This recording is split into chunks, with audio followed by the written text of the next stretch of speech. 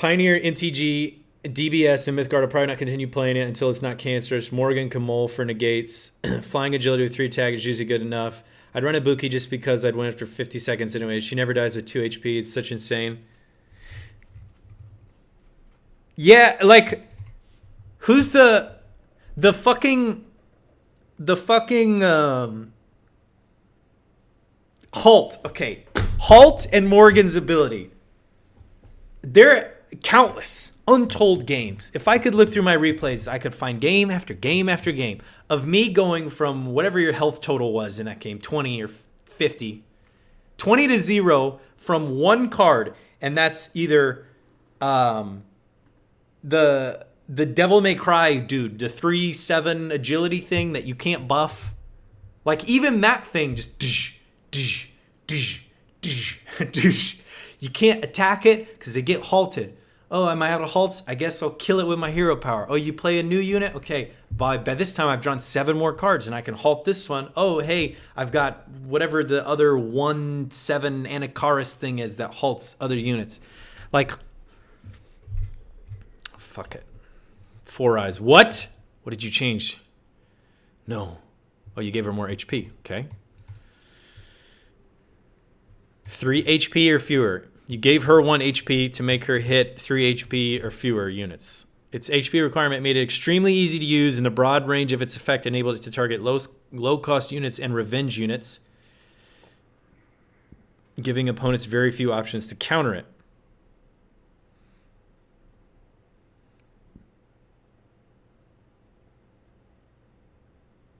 The broad range of its effect enabled it to target low-cost units and revenge units, giving opponents very few options to counter it. Sure. But you fucking made the card. Like, you designed the card to do that. So, okay. Change its HP requirement to 3, so it would be harder to fulfill its conditions while dealing damage to opponent just once.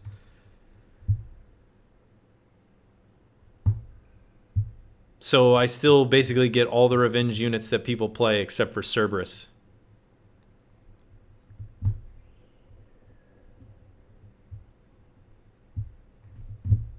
Okay. In addition, we increase 4 Eyes HP to 2 so that it can endure attack from a unit with 1 HP. Like, oh shit. Sister got a Kickstarter update. From a unit with 1 attack, which is the mana ramp cards. Okay. Okay, I don't have a big opinion on that. Okay. Ooh, 1 more HP. Ooh, 1 more HP. Fuck it hell.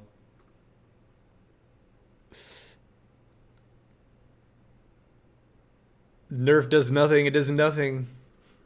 The only deck that profits from this is Rezo Purple because you can't steal Shinko anymore. Guess Tigrex.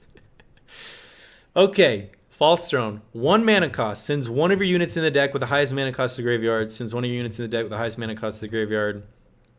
Often used as a support card to utilize units in the graveyard. Literally only used as a support card in an Ouroboros deck to utilize units in the graveyard. However, its low mana cost meant it was easy to use and wouldn't cost too much of a player's MP advantage. Players were able to follow up with other strategies which would corner opponents to leave them with no available options. We increased its MP cost by 1 to give opponents facing it more breathing room. Actually, you did nothing at all because you would play this in response to shit. Like, am I wrong? You would either play False Throne as the very first card, in which case both of you are like waiting to 10. I mean, I played mostly mono decks. I guess 5 colored or 5 mana cost decks would play something earlier anyway. But you would play this as the very first card, in which case the mana requirement isn't really that much of an issue because monocolored decks going from 10 to 9 or from 9 to 8 or from 8 to 7, you're not really getting punished that hard. It's not like they can fill up the board and kill you because you spent 1 mana, which is now 2. But also, The only other time after that is you would play it in response to shit. Hey, I obliterate this. Okay, I'll draw a card. Okay, I'll false throne. So this literally does nothing because someone thought it was a good idea to give the player. Okay. Okay. You can't spam it first, second anymore and go into rebirth? I mean, I guess. I mean, the very first one is the only time this matters. Because all the other false thrones get played like in response to shit, don't they? I mean, you only hardcast one, which is the first one. The rest of them most of the time get played in the active response thing.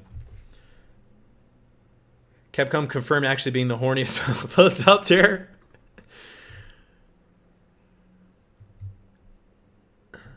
And like,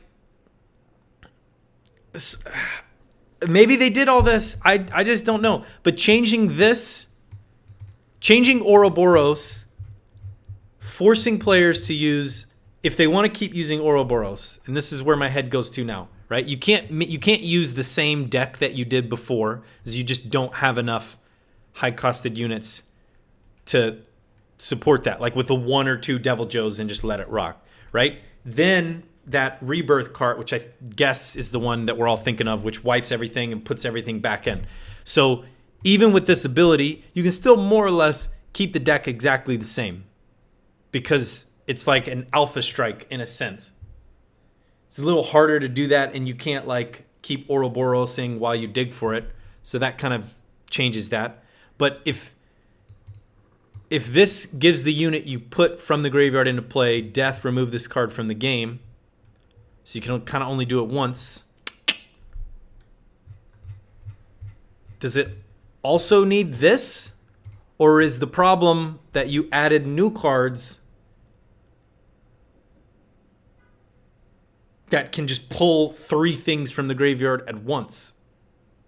Like, is that one the actual issue? And these are like ailments. Because people were playing False Throne before, people were playing Ouroboros before, and it was kind of top tier just because you had a strong-ass unit with charge. I don't know.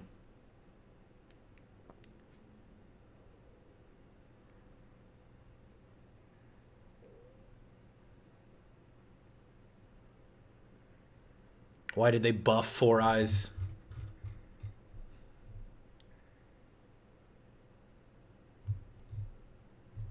2 HP.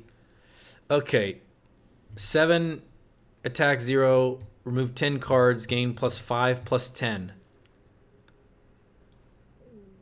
Costs 1 less. Now has Veil. Removes 10 cards from your deck and gains +4 +10. Does anyone know, do you have to remove 10 cards? Like, if you play this as the last card in your deck, what happens? Does this not trigger?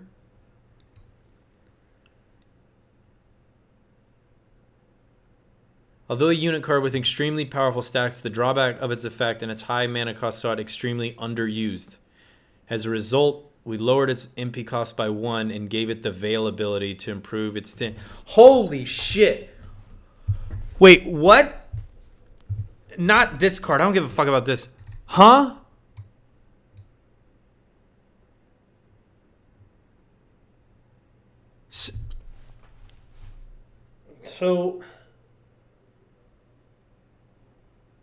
So they're buffing cards that don't get you. They're buffing cards that don't get used to make them more playable. But the cards that everybody uses that are extremely played in every multicolored deck, you're not touching those at all.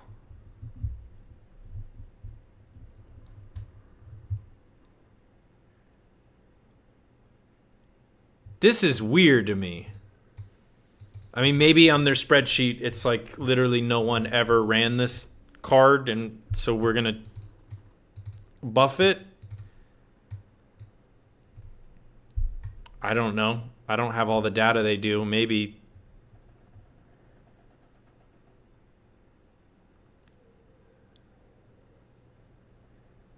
I don't have a problem. I would rather things get buffed than nerfed within reason. I don't like things. I'd rather have a more dynamic card game than everything get brought down to like zero. So I'm not unhappy with this, but this line here is like, okay, we saw this card being extremely underused. What about the like red flying cards? Not the 110 guy that has +2 attack on its first time, but like Rathian and Rathalos, not the legendary one. No one ever uses those. What about all the basic cards that no one ever uses? Like what's...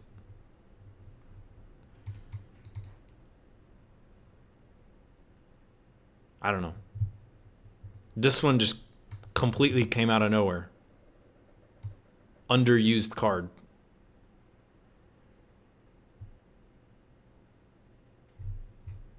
Okay. Overall, I like this. I like this. I thought it should have been rounded up. That's when the first time I read it.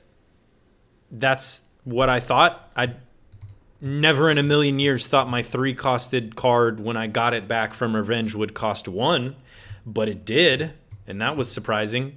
I also, first time my unit got halted, I didn't think I wouldn't be able to counterattack. I was like, okay, you're still going to die when you hit me. Oh no.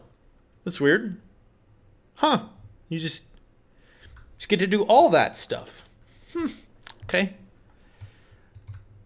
I mean, they're making changes to it, which is good, but overall, every single one of these hero arts is just an increase, except for this one, which is the most interesting one. Everything else is like, hero art is exactly the same, except for this, and we're just going to raise the cost. When I think the big issue with this one, but again, like maybe that's what you have to do because you can't change like the core systems of the game. But in my head, the issue is that people can't respond to this.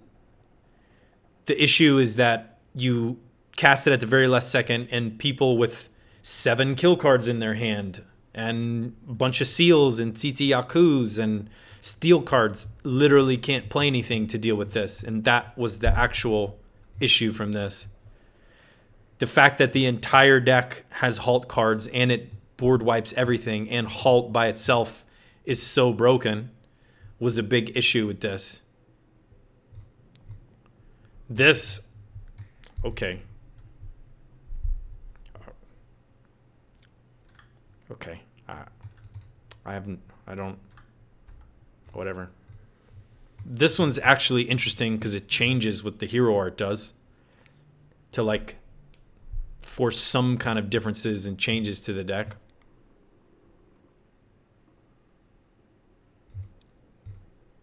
This one, buffing some underused hero arts, always good. I like that. Make some of the stuff that people don't run more viable. There's nothing wrong with that. I'd like more things to be buffed, like I said. This one, huge. I mean, I don't know how good it is, but like changing it from 27 to 18 is good. I like that.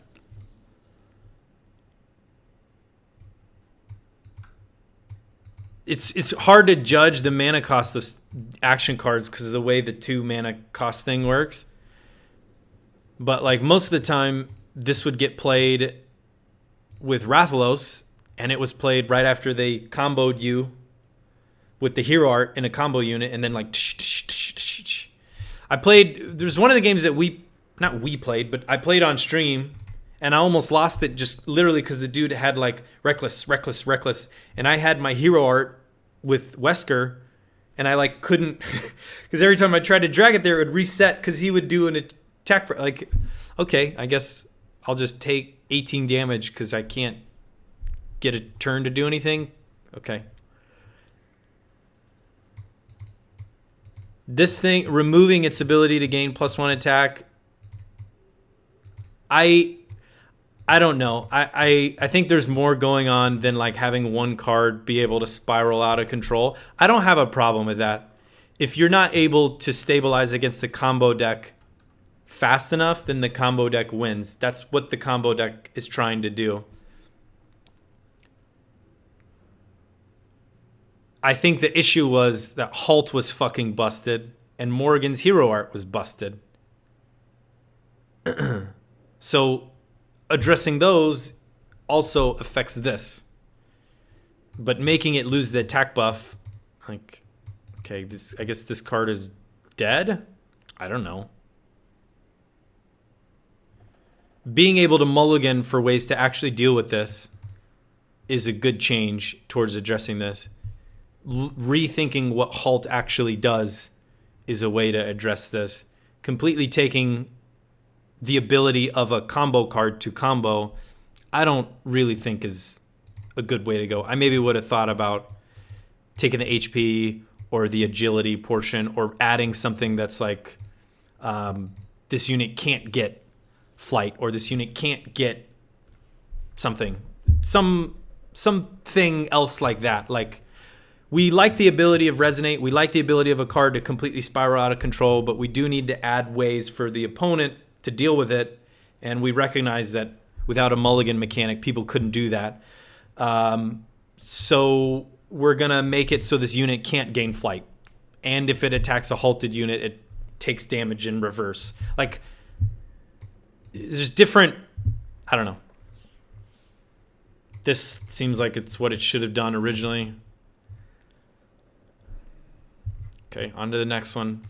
False Throne, I don't know. Knight is saying they can't like False Throne into Rebirth. Maybe that's true. I haven't played this game. When I did it, I would basically only hardcast one. And then the rest of the time, I'd have other stuff I actually wanted to do to further my board state, and I would just cycle this when I could. I'm not opposed to this, but there's a fuck ton of extremely underused cards, and there's a fuck ton of extremely overused cards, like all the green mana ramp stuff.